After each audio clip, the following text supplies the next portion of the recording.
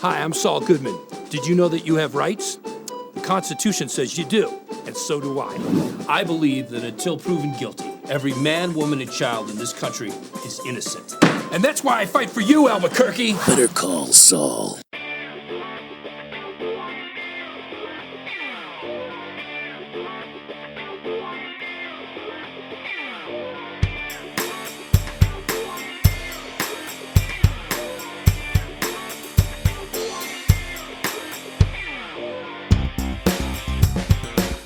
Welcome to episode number 12 of the Batman on Film Satellite Show Podcast. This is the podcast on Batman on Film where we talk about whatever we want that's not Batman related.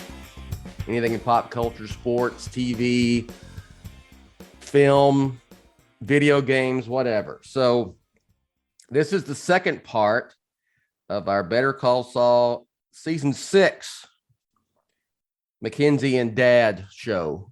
And with me again is Makenzie McNeill, and I am Bill Ramey, and I'm the founder of Batman on Film. So earlier we did part one after what, Makenzie, was the first two shows, because the first two shows came out at once, right? For episode 6. Okay. So we did those, and now they are at a hiatus point or the midpoint of season 6. Which they filmed all the shows. I'm not sure why they have this gap unless they're just making this all get more anxious than we already are for the conclusion, right? Is that probably the reason behind all this? I don't know the exact reason. I haven't dug that deeply into it, but what I have seen is the creators of the show, when they were filming season 6, they did not intend to split it into two. That's true. But just due to scheduling challenges, that's just how it ended up happening. But I'm actually fine with the split because, one, the split's not very long. It's only, I think, 6 or 7 weeks. So it's not going to torture us like the Breaking Bad season 5 split, where I think it was a full year until part 2 aired. So comparing those two, I'm okay with waiting a few weeks. Yes, I just watched, I was into Ozark, and the final season of Ozark was split into 2 parts, but the gap was like several months in between instead of just a few weeks. So when is it's July. What do you know the exact date in July when the second half kicks back up? July 11th. I knew you would know that. July 11th. And so we'll return at the conclusion of those episodes, which is the conclusion of Better Call Saul as well. So as everyone knows who's listened to part 1, it was a pretty popular show here on Batman on Film. And everyone knows that Makenzie is a Better Call Saul Breaking Bad guru and expert in all things in that universe. So she is going to kind of be the lead and be the host of this show, and I'm going to be more of the co-pilot here. So Makenzie, I'm turning it over to you. What we're going to do, how we're going to start. We're just going to kind of recap where we left off. It's up to you. Sure. I was thinking, obviously, at the very end of the last episode, we gave our predictions for part 1. Yes. And I was adamant that I had no idea what was going to happen. And I was really excited to see what the writers would do. And if you remember in the part 1 teaser trailer, or at least one of them, you hear Mike say, whatever way this goes down, it's not going to go down the way you think, something to that effect. And obviously, I think that was the writers teasing us, obviously, because the way part 1 played out, Nacho and Howard's demise, I was not expecting. As in, I figured they were probably going to go out. It was just the manner in which they went that completely surprised me. And I think those are 2 main highlights of part 1. So were you expecting the way that they met their demise. I never saw Howard coming. We'll get to that, I'm sure, here, because that was in the very last episode.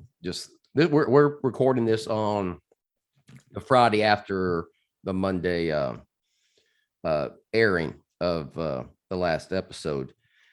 I didn't see Howard thing coming at all.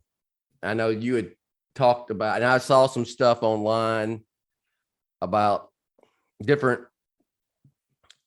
theories about what would happen to Howard in this episode, and none of them were right. So I was completely shocked by that. And then with Nacho, okay, I wanted Nacho to survive. That's just what I wanted, but I figured he wouldn't. But the way that he went out, I didn't see that one coming, and it was super good the way they did it, right? Because it was awesome. Spoiler alert, if you haven't, this is all spoilers. So he did not allow the Salamancas to execute him. He took him out. He took himself out. And on top of that, told Hector that he was the one who did that to him, which is, of course, Hector's in a wheelchair because he had finagled some pills. Golly, how many episodes? I mean, how many seasons ago was that? That was it. That was season 3. Okay. And to kill him, but ended up surviving, but he's wheelchair bound and can't speak and dings his bell and all that stuff. So told him that, every time he thinks about, I'm paraphrasing, every time he thinks about the situation he's in when he can't speak and he's sitting in a wheelchair and he's in a nursing home, that he did that to him. So that was a good way to go. Yeah, a lot of people I've seen have compared it to, and I think there are some slight differences, but Walt's I watched Jane die moment to Jesse. I think Nacho's is far more satisfying, obviously, because by that point in Breaking Bad, at least me, I hated Walt. Well, I didn't want her to die, and it was horrible. Right. So it was the opposite, right? Opposite reaction. Yeah. Okay. But yes, I agree with that analogy. Yes. Yeah. So basically Nacho, for just very few moments, he was in complete control of that situation. And he was able to basically give Gus and all the Salamancas a big middle finger before. Yes. Not just taking himself out, but also not giving them the satisfaction of torturing and then inevitably killing him. Yes. I don't know if you saw, but there was a shot of inside the vehicle, and there was a whole array of what I'm assuming to be devices that the Salamancas intended to use against Nacho. So I think the way that Nacho went out was probably the best his character could have received, because not only was he able to do the middle finger to all of them, but in a way, he was also protecting his dad with this final act as well. I watched or read an interview with showrunners and writers, and they talked about they did have different scenarios where they were trying to get Nacho to survive. Yeah, and it just none of it worked with everything they had built up. Like, there was no way his dad was going to leave, and there was no way his dad would always go to the police and do the right thing. So yes, I agree. That's the only reasonable and outcome for Nacho, and just for dramatic purposes, it was a good fitting ending to his run on the show. And I still have it. Okay. How does this all fit with the Breaking Bad? Did Nacho and Lalo send you Yeah, so obviously we still have 6 episodes to go, Yeah. and maybe the nacho part. I mean, obviously, I think the Lalo part will get addressed to some extent. The nacho part, I don't know. Maybe Saul, Jimmy just kind of uses Nacho as a scapegoat in that moment, and he has no idea what actually happened So he to did. Nacho. Yeah, there's no way he doesn't know that Nacho is dead. That's never been Yeah. addressed. And As of right now. Yes. Yeah, maybe later on Mike tells him, and Yeah. Jimmy, Saul, when we see him in Breaking Bad, he's just so scummy that he throws a dead guy under the bus. Yeah. We don't know. Hopefully those two things will be addressed. And I did see an article where I think it was Peter Gould mentioned that Nacho's story isn't completely done. So maybe we see more of Papa Nacho. That's what I call him. Okay. Okay. I Nacho's didn't know dad. that. All right. Yeah. And that is one of my questions, or one of my predictions for you is, do you think Nacho's dad will ever learn what happened to his son? Oh. Because their last conversation, I mean, it was very heartbreaking. Yes. And Nacho's dad was very much just, the right thing to do, go to the police. And Nacho was like, yes, Papa. I would think that if he does, it would be Mike that would come and tell him. Yeah, because I was thinking this morning, obviously Nacho's apartment got trashed by Bolsa and his men. And so if Nacho, from his dad's perspective, if he hasn't heard from him in months, he might go checking his apartment and see that it's trashed and that Nacho's not there. His female roommates aren't there. So I am wondering if Mike will intervene to prevent his dad from going to the police and accidentally revealing stuff he shouldn't be. Well, we'll find out, I guess. But you're right. If they've said that, because I didn't know that. If you said that Nacho's story isn't completely over yet, there's got to be that loose end to tie up with the dad. Yeah, I wish I remembered which article I read that said that. So we will see. But also, I think at least once one of Gus's men, I think it was Tyrus, mentioned that they had security watching the upholstery store, which is where Nacho's dad works. Yes. So I think it's a double purpose. They're making sure that none of the Salamancas go after Mr. Varga, but also that Mr. Varga doesn't go flapping his lips. Yes. I didn't think about that, but yes, that's going to have to be that's too big of a deal for them to leave unaddressed. So basically over these episodes, I guess the main plot lines have been Jimmy and Kim's plan against Howard. Yeah. And then, which comes to fruition in this last episode, or episode 7. And then also Lalo, that whole thing with him, and then, trying to connect Gus to everything that the attempted takedown of the Salamancas and all that. And so it ends up goes to Germany and all that. So, and then there's all a bunch of, there's like Better Call Saul and even Breaking Bad. There's all kind of little subplots in between. So I guess we talk about the plan to take down. I don't understand why Kim was so hell-bent on taking Howard down, which that started last season, but toward the end. And even Jimmy is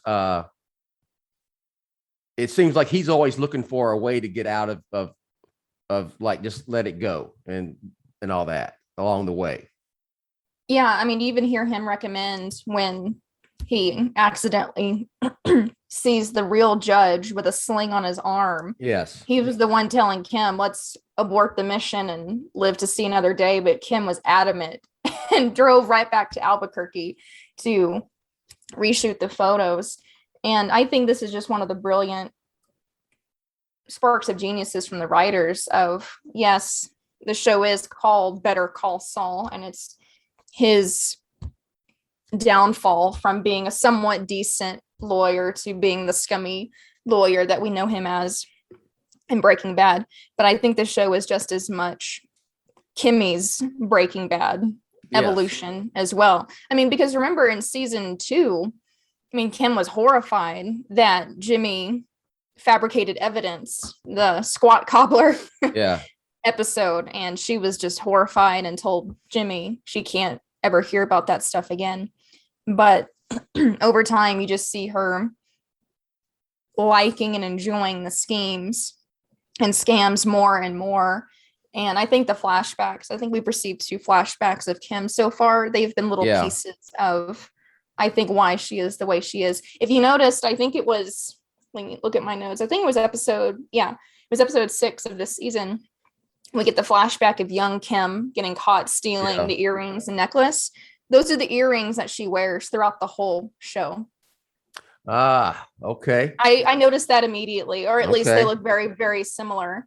And maybe she holds in the movie Inside Out, to use that terminology, maybe it's a core memory for her.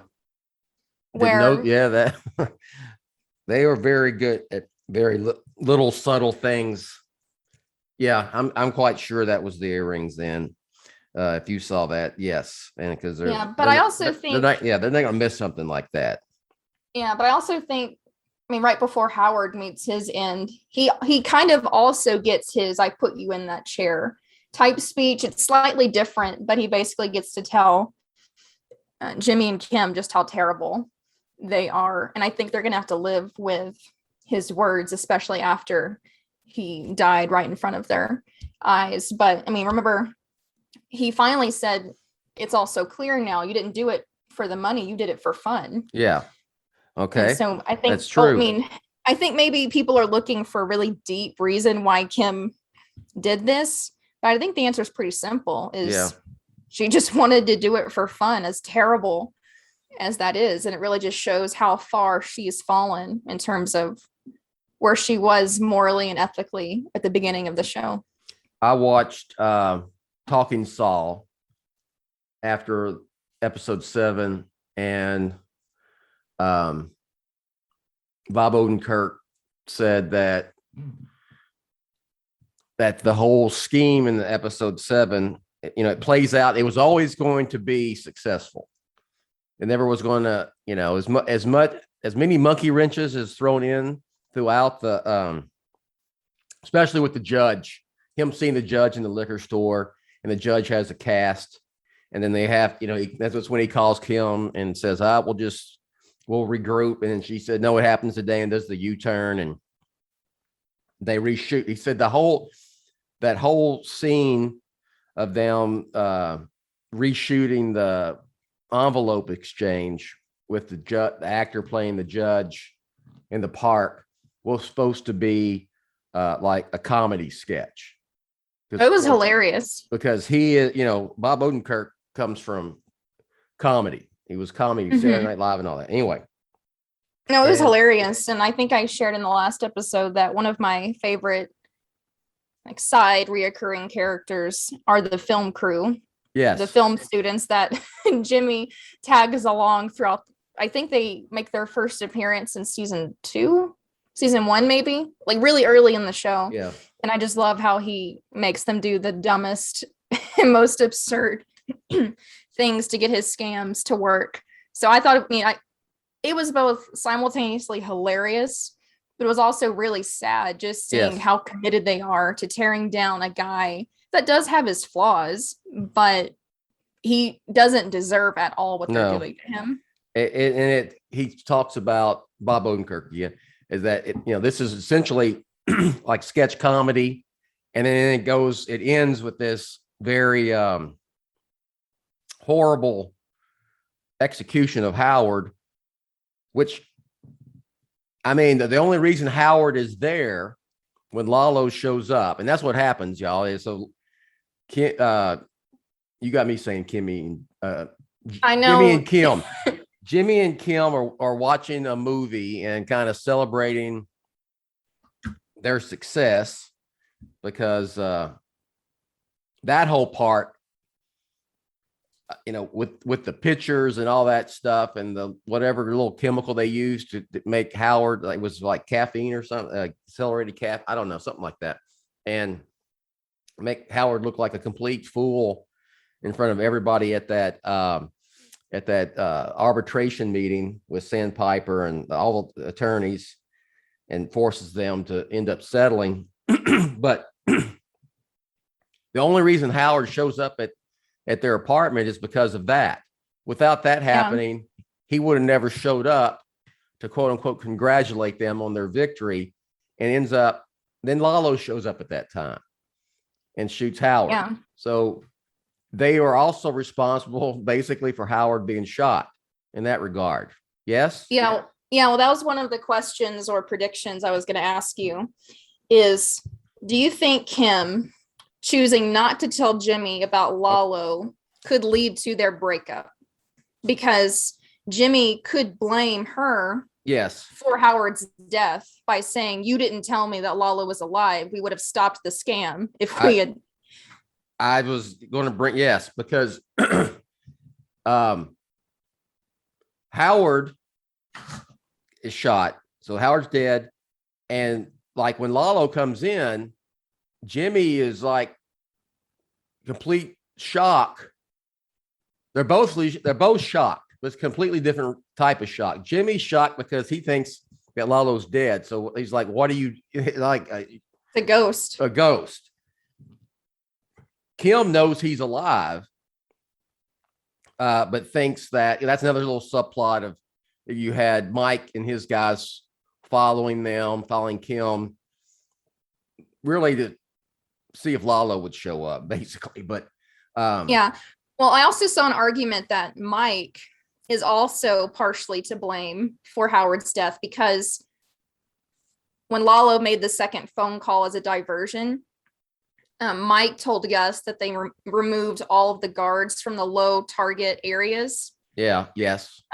And so that potentially means that they removed the people that were watching Kim and Jimmy, which means Lalo could have just walked in without ever being detected. Yeah. But obviously Mike didn't know that Howard would be over there. So I think it's, I was thinking about this yesterday because I saw some people online saying, Lalo pulled the trigger, so it's his fault 100%. But the first thing I thought of was, and this is going to sound weird, but I think you'll appreciate it, is that scene in The Dark Knight where Harvey is in the car with, I think, Maroney. Yeah. And Maroney says, take it up with the Joker. He killed your woman. Yes. But Harvey says, the Joker is just a mad dog. I want whoever let him off the leash. Yes. And I think this is a similar situation because we all know Lalo is crazy and he's a psychopath. And I mean, he killed Fred, the travel wire guy, without blinking. So we know what kind of guy Lalo is.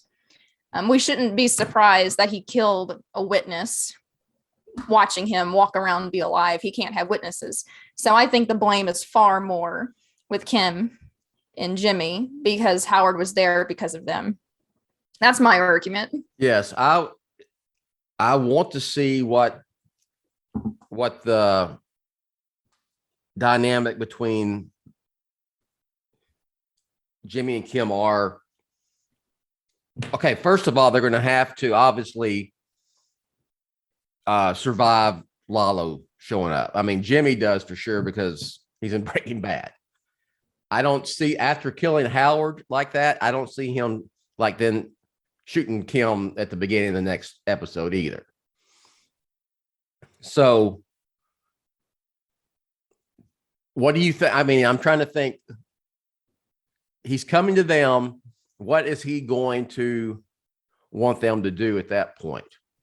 Yeah, that was one of my other questions is what are Lalo's plans? Yes. to involve Jimmy and Kim in his attempt to take down Frank. But I think that's a two-part question because one, obviously what has Lalo, what does he have in mind? How is he going to use perhaps legal or illegal means disguised as legal means to take down Gus?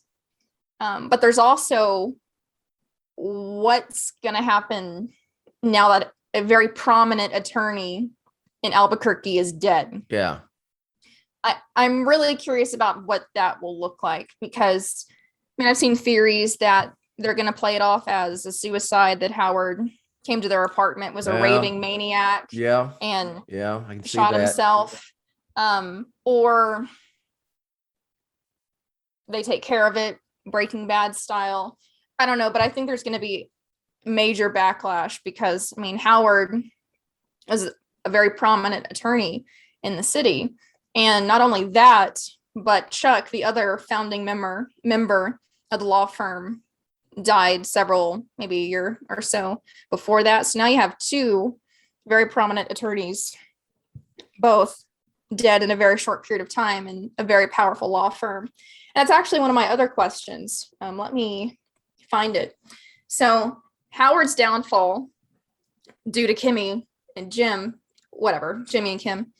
throughout seasons 5 and 6, it kind of parallels Chuck's downfall throughout seasons 2 and 3, because they were each victims of Jimmy's schemes, but they couldn't prove it. Yeah. They knew it was Jimmy. They just didn't have the hard evidence and no one believed them.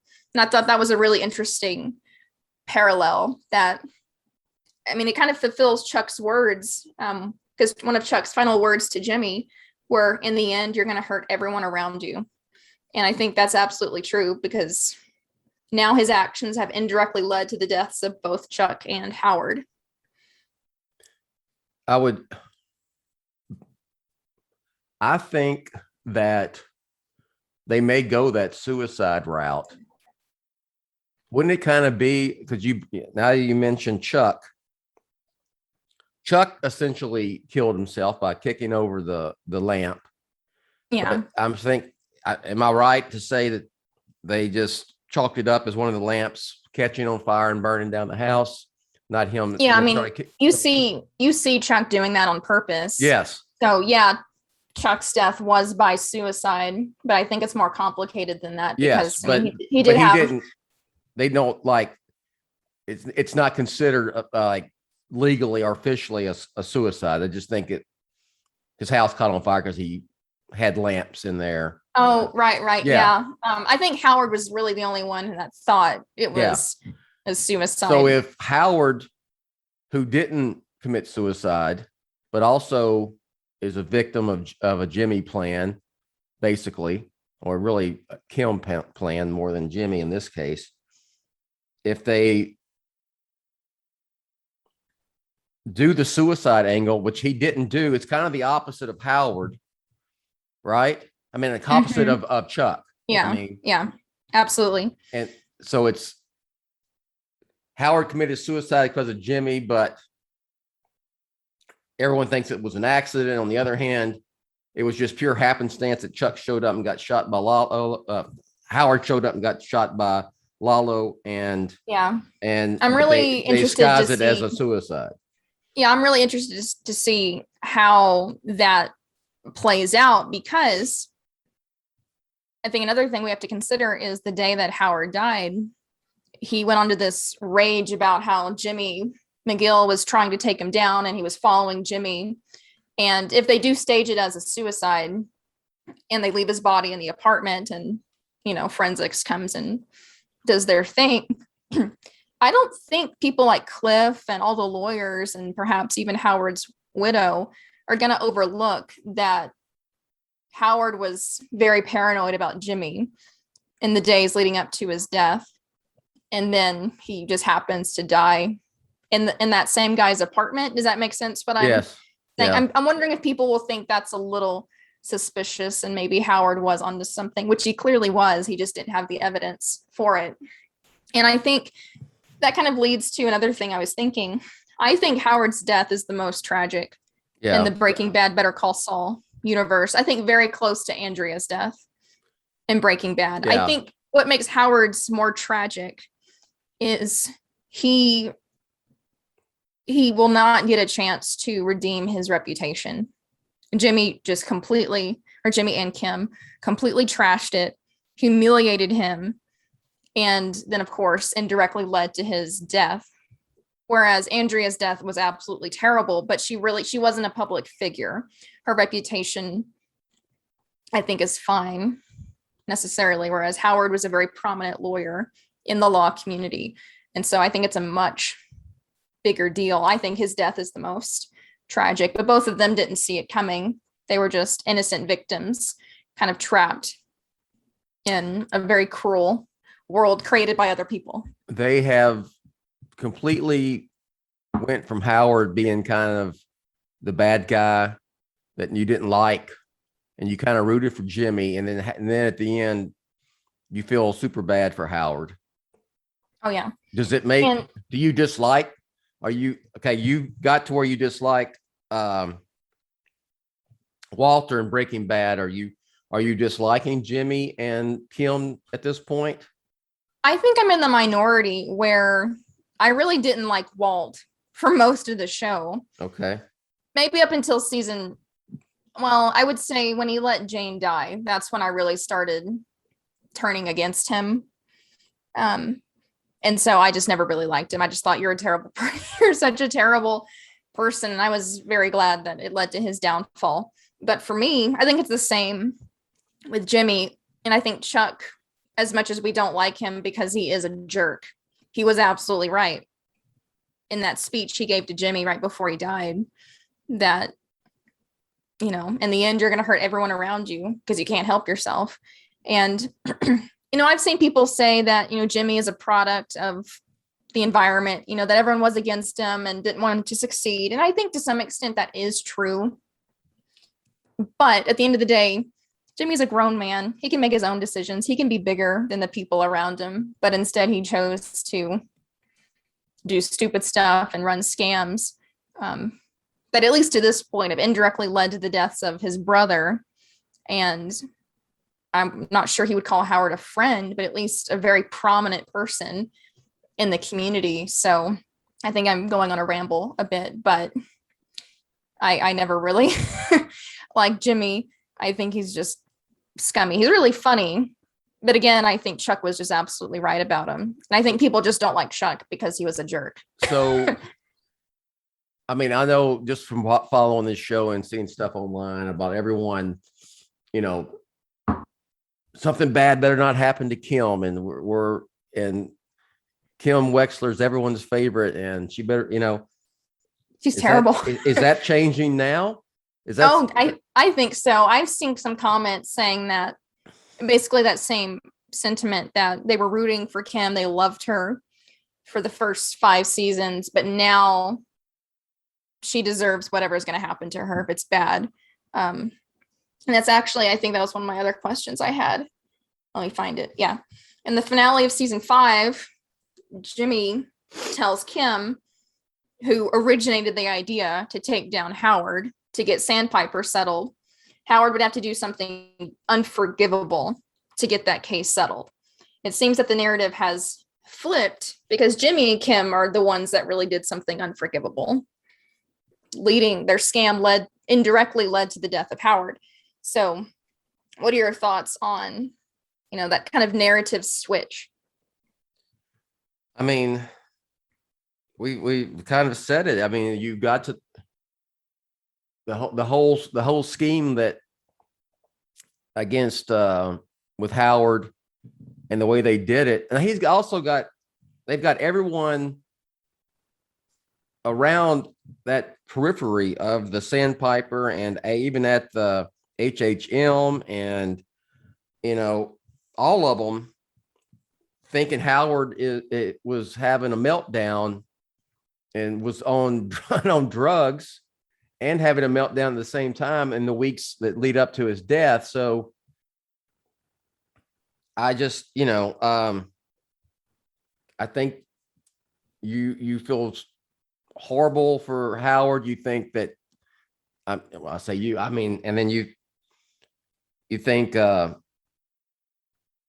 you kind of not root for Kim or Jimmy anymore because what they did was so bad. And I stopped rooting for them in season 5. Yeah. I mean, in a really weird way, I saw a lot of people say this. We were curious to see if the scam would work. And so in a way, we wanted the scam to work just to see how elaborate it was, even though we knew it would lead to Howard's downfall. I just didn't expect. Well, I'll say this. I figured Howard was going to kick the bucket in that episode. I mean, yes, when we you had see told me Lenny, that, so yeah, when we see Lenny, the actor, pushing carts at the grocery store, I don't know what he's reciting, but he's reciting some speech about death. So I'm like, okay, they're probably foreshadowing something, especially this is D-Day. But I always thought Howard would go the suicide route. Either he would take his own life, or it would be like an accident, like a Ted Beneke situation, where I think Huel and QB went to his house to intimidate him, and then he awkwardly slipped on the carpet, and I don't know if he was paralyzed, but he had a terrible spine injury. It looked like. I didn't know if they were going to go that route. So I was very surprised that Lalo was the one that ended Howard. Very, very, very surprised. Well, yes. Okay, we'll start wrapping up. So we know what happened. We talked about Nacho. That was probably Nacho and Howard are two most shocking big things to come out of these first episodes. Yeah, I would say the only other thing is in, I think it was episode 6, where Jimmy and Kim go to Dr. Caldera, okay, the veterinarian, to get the drug. You see two very important things. You see the black book of all the coded contacts that the doctor has, which is actually, you see in the opening sequence of the first episode, the black box. I think it's in some random box in Jimmy's house. So maybe they'll explain how exactly Jimmy gets that. But obviously, I think the biggest Easter egg that people did not miss is there's a card for the vacuum repair shop. Yeah. So I'm wondering if that's what's going to happen to Kim, because we have to remember, and I think some people forget, that there was a flash forward sequence in season 4 where Jimmy obviously calls the vacuum repair guy, but he tells Francesca, I forgot the time and the date, but someone is going to call him at this particular time and date. And Francesca has to answer at this time. And Jimmy guarantees her, don't worry, it's going to ring. And so lots of people have speculated that that's Kim calling him from wherever she is, either prison or wherever she got disappeared to. And so the writers also have to answer what that scene was about. Okay. So did you see that someone deciphered the black book code? I think so. Yeah. And went through all several of the names that were in there. So yeah. Apparently Huel was in there. Yes. Yes. I think Huel is my favorite character in the whole universe of Breaking Bad, Better Call Saul. Yes. So I guess we know that, and I'm trying to kind of get to the conclusion here, but there's so many little things. But and I also had another question. Okay. We know that, I'll bring this out. So we know that, okay, Jimmy and Gus are in Breaking Bad. And Mike. But the two that you think are in peril, Jimmy can't go out and Gus isn't going out. And so Lalo, at least in the Breaking Bad timeline. Yes. So Lalo, is it inevitable that his quest to get information on Gus and take him out and all that's got to fail, because it can't be successful with all the stuff that happens in Breaking Bad. Yeah, I think so. I'll say this. I think we would expect that Lalo has to die. He has to, in order for Breaking Bad to make sense, because Lalo obviously knows about the super lab. Yeah. And he intends to tell Don Eladio about it. Yes. But obviously Don Eladio doesn't know about it in Breaking Bad. So Yes. something has to happen to Lalo. Yeah. I think we all naturally conclude that Gus or Mike takes him out. I saw a very morbid theory that Lalo is buried underneath the super lab. I mean, it's possible, but Yes. I think the writers are so smart that whatever happens to him, we're not going to expect it, but it's still going to be very, very, Yes. very good. Okay. That's correct. I would agree with that because we expected Nacho not to survive, but we didn't see how that was going to happen. I guess you were definitely way more thinking that Howard was not going to make it out of this last episode than I would. I really didn't have a thought on it. I was just kind of like, okay, how would that make sense? And then it happens. So yeah, it was completely unexpected, especially for me. So I guess, Lalo will go out in a way and we won't expect it at all. The way it happens. I think naturally we're going to assume that he'll die, and he might, maybe just the way he goes out will be a surprise. I completely trust the writers with what they've planned for him. I just think it's not going to be what we expect. Like, okay, we would expect that somehow Mike and Gus Fring's operation will catch up with him and take him out, right? That would be what we would expect. So it's got to be something unexpected. What if Kim? What if Kim kills him and then goes to the vacuum repair guy? That would be pretty cool.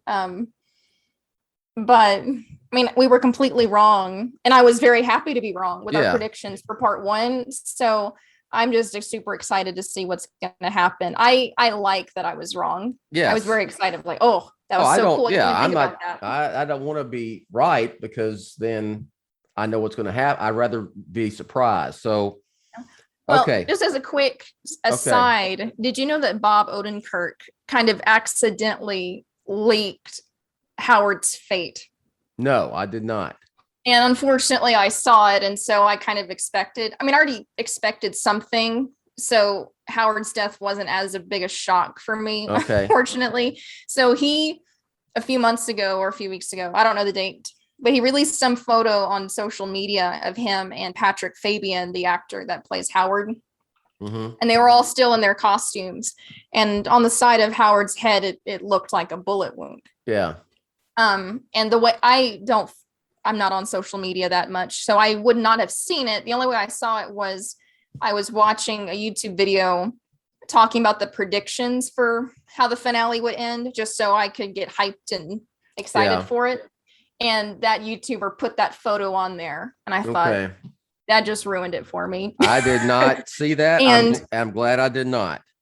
Yeah, and I usually don't watch those videos, but I was just really excited and wanted to start getting my brain juices flowing. And I think I saw later in an article that Bob Odenkirk admitted, like, yeah, sorry.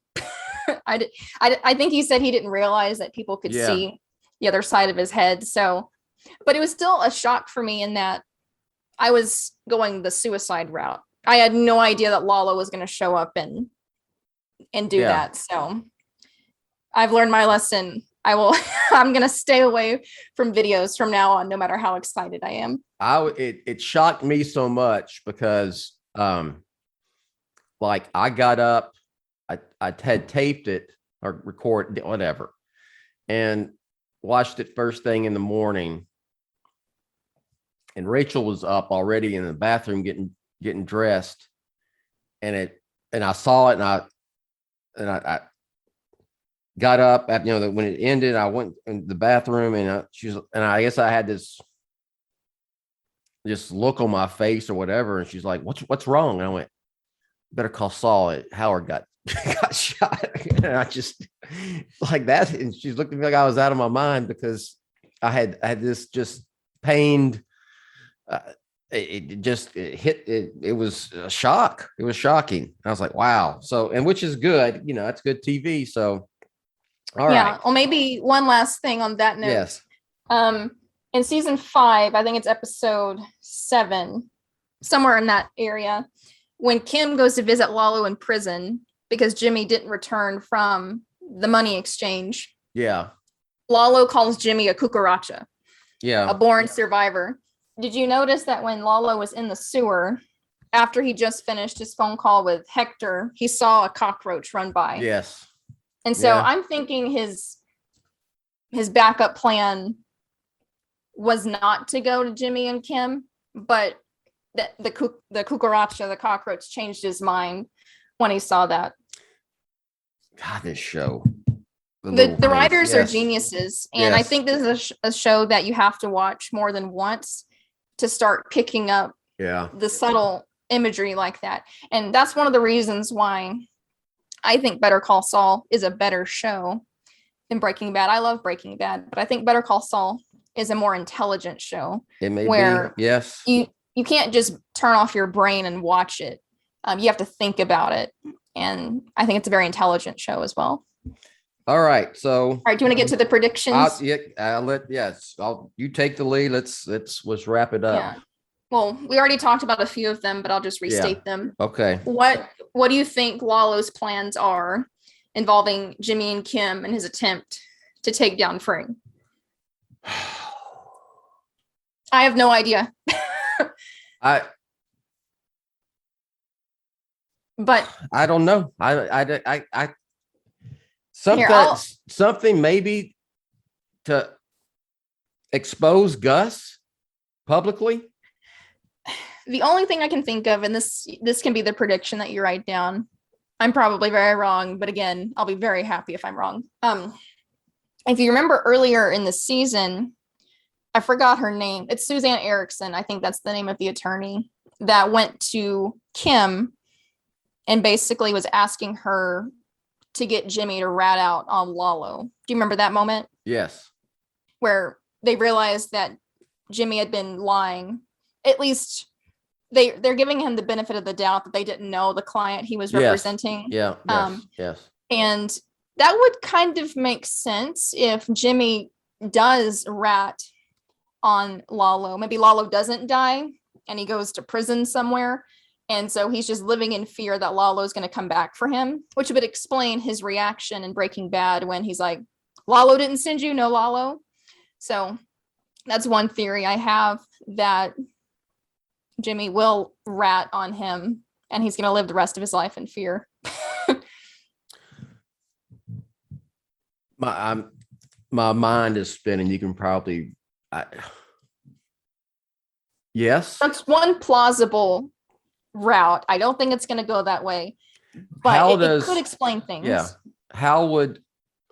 If he goes to prison, wouldn't everything he knows, wouldn't the Salamancas then know about it and then know about the super lab and things like that? Yeah, that's the flaw in that argument. Okay. Is Lalo still knows about the super lab, and I don't think Gus is going to let that guy live. He already tried to kill him once. Yes. So, but something has to explain. I mean, you could argue that Lalo killing Howard in front of Jimmy was obviously enough to instill this terrifying, overwhelming fear of the man. And that's why he reacts the way he does in Breaking Bad. But that's one theory I've seen. You can put that down for my prediction if you want. I can't think of anything else. I'm going to say that he's going to try to use them to expose Gus publicly somehow. I mean, can he turn himself in and have them represent him and him lead things from, they can't go back up with the roost they had before with him being a different, with the fake family and all that. Yeah, I'm also thinking that Lalo might threaten Jimmy and Kim that if they go tell Mike, then he's going to kill them too. Okay. I'll write yours down with a prediction. Okay. But yeah, it's the problem of Lalo. He has to die, but maybe the writers are gonna do something spectacular where he doesn't. I don't know. I'm very excited to see. Okay. All right. All right. My next question or prediction. What will be the story that explains Howard's death? I think they do it as a suicide. I think that's the most obvious route. But I think the writers want us to think that. Okay. So I think my prediction will be, what if Howard just goes missing? And we never know what happens, or Jimmy and Kim might know what happens to him, but like his widow, all the law community, no one knows what happens. That would make sense too, because as crazy as he was acting, but he wasn't really acting crazy, but everyone thinks he was acting crazy. Maybe they think, they might think that he just went crazy and drove off somewhere and got lost or something. All right. All right. I got that down. Okay. We already asked this, but do you think Papa Nacho will ever learn what happened to his son? I think we said, I forgot what we said. I said Mike would be the one that would tell him. And yeah, they can't kill him off. Right. And Nacho's death would be for naught, unless they just want to go the devastating, tragic route. Well, yeah, that would be like, oh my gosh. Okay. I'll say yes. And it's Mike. Okay. I'm going to say, just so we have different predictions floating around, I'm going to say no. Okay. I think that that would be extremely sad, but maybe Nacho's dad just assumes that his son got sucked too far in and now he's somewhere. Yes. And he's never going to come back. Okay. Got that down. Okay. All right. We already talked about this one, but do you think Howard's death will inevitably lead to Jimmy and Kim, like the downfall of their relationship? I think Jimmy will 100% blame Kim, because he's going to figure out, I guess she's going to, I don't know if he'll figure out or she'll tell him, whatever. He's going to know that she knew that he was still alive, that Lalo was still alive, and it's going to be an issue. And it's got to be something tied in to whatever happens to Kim. Yeah, I think even if Kim does not tell Jimmy that she knew that Lalo was alive, I think Howard's death is just going to be way too much for them. Okay. Especially for Jimmy. And inevitably, we will see him transform into the lawyer that just casually mentions to Walt to send people on a trip to Belize. Yeah. So maybe that's how he copes with all the trauma that he's seen, just very nonchalant about it. So I guess my prediction is, in one way or another, that's going to be a wedge. I say that too. All right. And then we've kind of already, final question is kind of a culmination of everything, but final predictions about what happens to Kim, Lalo, and Jimmy. Well, I'll be outrageous with Lalo. I kind of brought that up. I'm going to predict that Kim kills him. That's just because that's just and doesn't tell Jimmy. Okay, that's fine. I'll say that too. Because I'm thinking, because obviously he doesn't know Lalo's fate, or he thinks he's alive in Breaking Bad. So if he does die, Jimmy doesn't find out about it. Yeah. Okay. Okay. Yeah, that's pretty cool. Okay. Okay. For Lalo, for me, we were kind of talking about it in what are his plans for Jimmy and Kim. I think he has to die. I feel like that's the only thing that makes sense. But again, the writers are so good at misdirecting us. But I'm going to say he has to die. He's the problem that has to go away for Breaking Bad to make sense. So I'll guess he dies. I don't know how he's going to die. It's too obvious. It's too obvious for Gus or Mike to be for Gus to kind of get him. That's why I'll say that it's Kim. That's my prediction. Again, go back to that. So okay. The prediction I'll put is, I don't know how he'll die, but I think he will end up underneath the super lab. I like that theory, so I'm just going to run with it. Okay. Because it's just so bizarre, and it would make watching Breaking Bad really creepy, knowing that Jesse and Walt are feet away from Lalo's body. That's really creepy. Well, for Kim, I think she's going to get disappeared. I think the writer's showing her finding the business card for the vacuum repair shop. I don't think that was misdirection. It could be 100% misdirection, but I think they planted it there for a reason. So I think she's going to get disappeared.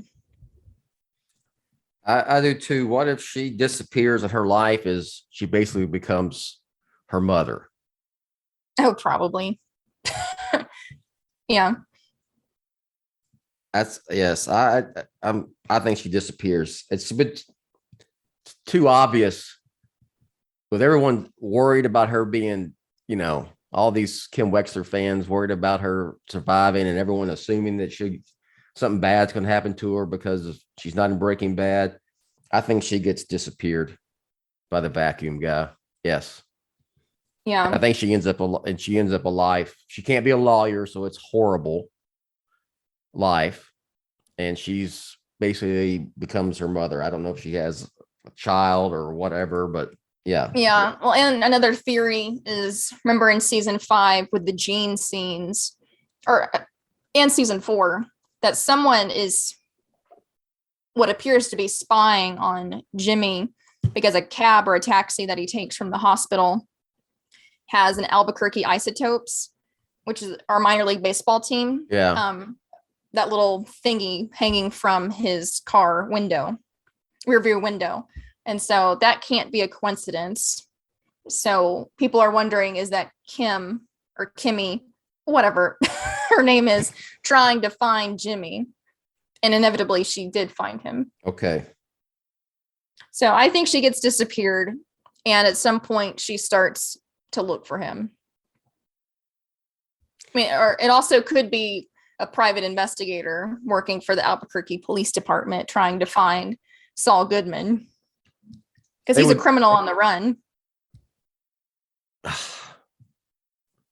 I just think, okay, there's no way they can have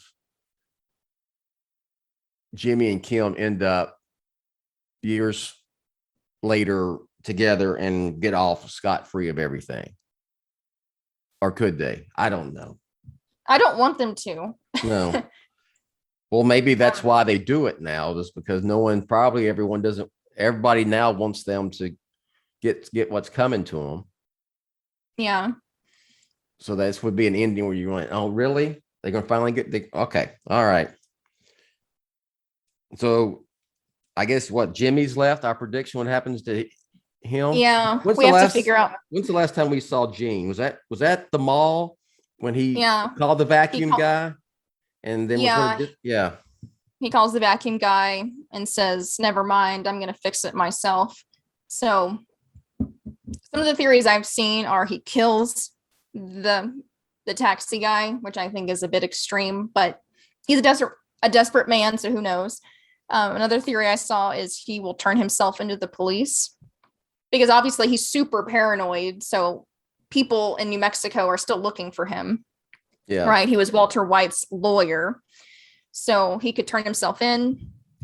I've seen a theory that he turns himself in exchange for Kim getting out of prison. So that's another theory about what happens to her, is that maybe she's just so distraught with what happened to Howard that she takes the blame for his death. I don't see that making sense. But again, the writers are geniuses, so maybe they'll find a loophole. Well, I could see her taking the blame because she would feel guilty about it. It's because it was her scheme, basically. And she also knew that Lalo was still out there, which there's no way she could predict Lalo would show up, but she knew he was out there. But okay. And could potentially come by. Okay, I'm getting into I could go off on a tangent, but I'm not. I don't think Jimmy will die because Walter already died and Jesse got a happy ending. And so I think wherever he ends up, he's going to be sad and miserable. So if that's in prison, sad and miserable, or I don't know. I'll just, for fun, my prediction is he will turn himself in. Okay, turn himself in. And maybe he meets Kim in prison. I doubt it. But you also have to think something logical, at least in the public eye, has to happen to Kim because everyone now knows that they're married. Kim's going around and telling everyone that they're married. So it has to make sense. And Francesca knows they're married. And so she's going to question what happens to her unless they just tell people we got divorced and she skipped town. That would make sense. Yes. I'll say, I'm going to say he doesn't end up in prison, but and I don't think he's going to die because it would be too much like into Breaking Bad. I'll say that he, golly, he's going to end up miserable, whatever it is. So, because he can't be Saul Goodman anymore. And that's the only thing. And I echo the chorus of people saying he needs to get what's coming for him. Yeah. He needs it. All right. Well, that was a good show. And we'll be back with the finale after the finale of Better Call Saul sometime in August. So any final words, Makenzie, on this first half? Maybe just on a light note, I screamed with joy when the Kettlemans made their appearance in episode 2. I don't think we talked about that in the last episode, but I screamed like, oh my gosh, I can't believe they brought Queen Karen and her simp husband back. I laughed so hard because they were one of my favorite. I mean, they only appeared in up until that point just season 1, so it had been many years since we had seen them, but I thought they were just so stupid and hilarious. I loved them in season 1, so I was so excited that Jimmy and Kim thought about using them as part of their scam against Howard. I thought that was brilliant and just hilarious. And you find out how how Saul, Jimmy, I have all these names in my head with all these characters. So Saul gets the Statue of Liberty that's on top of his office. Yeah, you see how he gets the patriotic theme from the Kettlemans. He now has his law office. Yeah. It doesn't look as sleazy and gross as it is in Breaking Bad. Francesca, I think her standards are going to drop pretty quickly. But yeah, all the pieces are lining up, and I mean, they have a lot of ground to cover in 6 episodes. Okay, I just thought of something, and I got it. So we'll end up with this. Because we know it's happening. Oh, Walt and Jesse. When does Walter and Jesse show up? Yeah, and right now, okay, let me ask you real quick. Yeah. That and where do you think, like, right now where Lalo shoots Howard, okay, that episode ends. Where is Breaking Bad? Where in the Breaking Bad timeline are we as well? What do you think? Yeah, I don't know. I've kind of lost track of time about where we are in the timeline. I read somewhere that we're still 3 or 4 years away from the Breaking Bad timeline. And so I'm like, wow, really? Okay. So I don't know. And it makes sense for Walt and Jesse to come back, but I wonder if it's going to be a little distracting because obviously the actors Aaron Paul and Bryan Cranston are much, much older now. And so they're just not going to look like their younger counterparts, right? The way that we saw them. Well, yeah, same as Breaking Bad. Same with Jimmy, because Yeah. he's much. I just suspend. I mean, Bob Odenkirk reality. is much. Yeah, well, that's what I'm saying. Just Yeah, so we'll just suspend reality. Yeah. I don't know. I think my prediction last episode was obviously Jesse knows about or has done something with Saul before he recommended Saul to Walt in season 2 of Breaking Bad. Yeah. So maybe we see Jimmy first, maybe Badger or Skinny Pete got in trouble, and that's how Jimmy meets Saul. I've seen a theory that Saul brings his car to the car wash and Walt is there washing it, and so it would just be a really subtle, not glamorous cameo. So I think that would work, because obviously Walt doesn't know about Saul until they meet in person to get Badger out of prison. So that's what I think. All right, I'm looking forward to seeing what happens with that as well. So we'll end it with that. We'll see y'all in a couple of months. Where are we? May, June, July? 3, I don't know, about a couple, 2 to 3 months when this all ends, and we'll wrap up our discussion of Better Call Saul. So thanks for listening. See you in August. You've been listening to the Batman on Film Satellite Show, BOF's non-Batman pop culture podcast. Follow the show on Twitter @BOF Show. Follow BOF on Twitter @The Batman on Film. For all of Team BOF, I'm announcer Rachel. Authoritative, definitive, the original Batman on Film, established in 1998.